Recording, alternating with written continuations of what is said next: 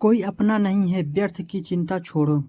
कोई अपना नहीं है व्यर्थ की चिंता छोड़ो।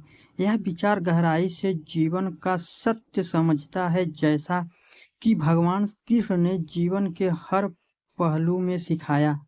मनुष्य जीवन में सबसे बड़ी भूल यही करता है कि वह दूसरों को अपना मानकर उनसे अत्यधिक अपेक्षा जोड़ लेता है। जब ये अपेक्षा टूटती है तब दुख, चिंता और निराशा जन्म लेती है। कृष्णा कहते हैं, यह संसार एक रंगमंच है और हम सभी पात्र हैं। कोई भी अस्थायी रूप से हमारा नहीं है, न ही हम किसी के हैं।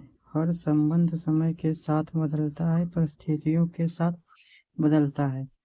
कृष्ण ने अर्जुन को भी यही समझाया था कि जो हो रहा है वह नियति के अनुसार हो रहा है। जिस चीज पर हमारा नियंत्रण नहीं है उसकी चिंता करना व्यर्थ है। आज जो व्यक्ति आपके साथ है वह कल दूर भी हो सकता है। इसीलिए अपने मन को दूसरों के सहारे मत बांधो।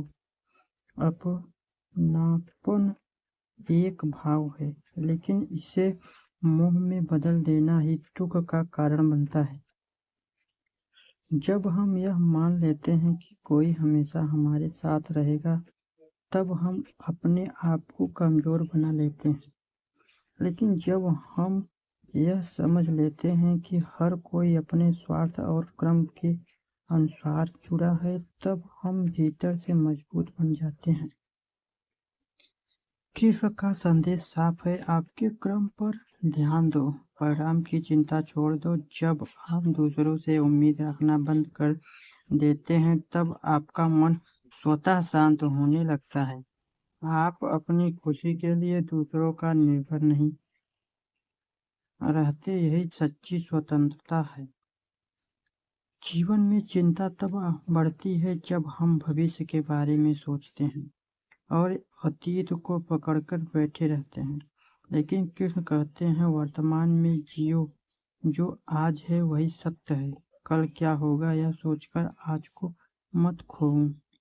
जब आप एक स्वीकार कर लेते हैं कि कोई भी शास्त्रीय रूप से मेरा नहीं है, तब आपके भीतर एक नई शक्ति जन्म लेती है। आप अकेले होकर भी मजबूत महसूस करते हैं। आपको किसी के जाने का डर नहीं रहता, क्योंकि आप जानते हैं कि आपका सबसे बड़ा सहारा आप स्वयं हैं और ईश्वर है। इसलिए व्यर्थ की चिंता छोड़े, अपने मन को शांत करो, दूसरों के व्यवहार को अपने दिल पर मत लो। हर कोई अपने स्वभाव और कर्म के अनुसार ही व्यवहार करता है। आप सिर्फ अपने कर्म को सही रखो। जो तुम्हारा है वह तुम्हें कुछ छोड़कर नहीं जाएगा, और जो तुम्हारा नहीं है उसे पकड़कर रखने से सिर्फ दुख मिलेगा। इस सत्य को स्वीकार कर लो और जीवन को हल्का, सरल और शांत बना लो।